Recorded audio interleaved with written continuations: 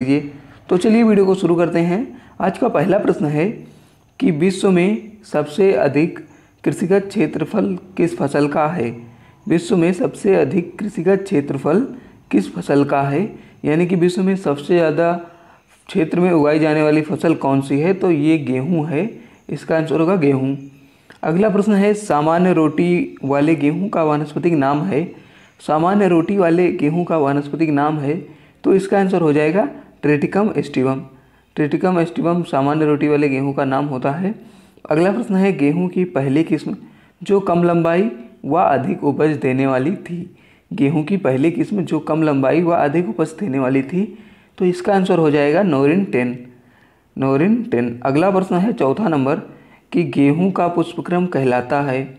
गेहूं का पुष्पक्रम कहलाता है, तो गेहूं का पुष्पक्रम बाली, उसे ईयर कहा जाता है, बाली कहा जाता है। अगला प्रश्न है सामान्यतः गेहूं की फसल में क्रमशः नाइट्रोजन, फास्फोरस व पोटास की संस्तुत मात्रा है। तो इसमें गेहूं में नाइट्रोजन, फास्फोरस व पोटास की मात्रा जो होती है वो होती है 120, 60, 40। 120 किलोग्राम नाइट्रोजन, 60 किलोग्राम फास्फोरस और 40 किलोग्राम पोटास। अगला प्रश्न है फ्लेरिस माइनर किस कुल से संबंधित है।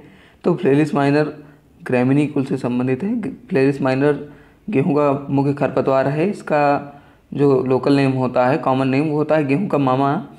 अगला प्रश्न है सातवां नंबर कि गेहूं के प्रथम सिंचाई किस अवस्था में, गेहूं में प्रथम सिंचाई किस अवस्था में देनी चाहिए। तो गेहूं में पहली सिंचाई जो है वो CRI अवस्था में देनी चाहिए। इसका आंसर हो जाएगा CRI। अगला प्रश्न है गेहूं अनुसंधान निदेशालय कहाँ स्थित है। तो गेहूं अनुसंधान निदेशालय करनाल में, हरियाणा में स्थित है, करनाल के हरियाणा में। अगला प्रश्न है गन्ने का उद्गम स्थल है। तो गन्ने का जो उत्पत्ति स्थान है वो है न्यू गिनी, क्यूबा।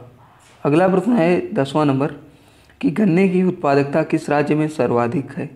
गन्ने की उत्पादकता किस राज्य में सर्वाधिक है। तो तमिलनाडु में गन्ने की उत्पादकता जो है वो अधिक है। उत्पादकता मतलब प्रति हेक्टेयर उपज। अगला प्रश्न है गन्ने का पुष्पक्रम कहलाता है। तो गन्ने का पुष्पक्रम जो है वो एरो कहलाता है, इसको एरो कहा जाता है। और पुष्पक्रम निकलने की क्रिया एरोइंग कहलाता है। अगला प्रश्न है कि गन्ने की बढ़वार के लिए अनुकूलतम तापमान होना चाहिए। तो गन्ने के लिए जो उपयुक्त तापमान होता है वो होता है 26 से 32 डिग्री सेंटीग्रेड। अगला प्रश्न है अधिशाली गन्ने की रोपाई कब की जाती है। अधिशाली गन्ने की रोपाई कब की जाती है। तो ये जुलाई और अगस्त में की जाती है। अगला प्रश्न है गन्ने में सिंचाई के लिए सबसे ज़्यादा क्रांतिक अवस्था है। गन्ने में सिंचाई के लिए सबसे ज़्यादा क्रांतिक अवस्था है, तो ये फॉर्मेटिव स्टेज जो होती है ये सबसे ज़्यादा क्रांतिक अवस्था होती है। अगला प्रश्न है गन्ने का सबसे भयंकर रोग कौन सा है। तो सबसे भयंकर रोग होता है रेड रॉट गन्ने में। अगला प्रश्न है भारत में कौन सा राज्य सरसों उत्पादन में अग्रणी है। तो भारत में राजस्थान सरसों उत्पादन में सबसे अग्रणी राज्य है, सबसे ज़्यादा सरसों उत्पादन करता है। अगला प्रश्न है कि रेपसीड व सरसों का फल कहलाता है। तो सरसों का जो फल होता है उसे सिल्कुआ कहा जाता है। जितने भी ब्रेसिकेसी फैमिली के फल होते हैं उन्हें सिल्कुआ कहा जाता है। अगला प्रश्न है सूरजमुखी का पौधा किस पोषक तत्व की कमी के सूचक के रूप में प्रयोग किया जाता है। तो सूरजमुखी का पौधा जो है वो बोरान पोषक तत्व की कमी का सूचक के रूप में प्रयोग करते हैं। अगला प्रश्न है निपिंग क्रिया की जाती है। निपिंग की क्रिया की जाती है, तो निपिंग की क्रिया चने में की जाती है। अगला प्रश्न है जौ की किस्म जो भूसी रहित है। जौ की किस्म जो भूसी रहित है तो उसका नाम है डोलमा। अगला प्रश्न है सरसों की फसल के लिए उपयुक्त अंतरण है।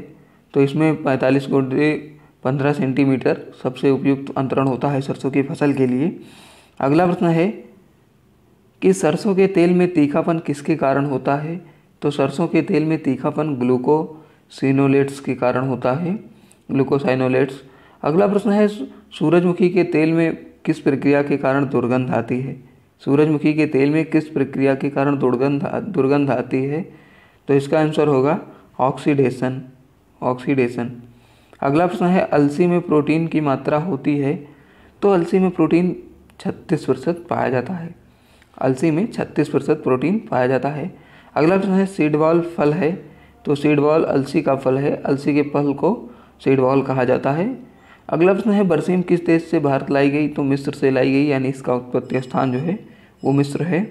अगला प्रश्न है बरसीम के लिए उपयुक्त बीज दर है, तो बरसीम के लिए उपयुक्त बीज दर जो होती है वो होती है 25 से 30 किलोग्राम प्रति हेक्टेयर। दोस्तों इस वीडियो में इतना ही।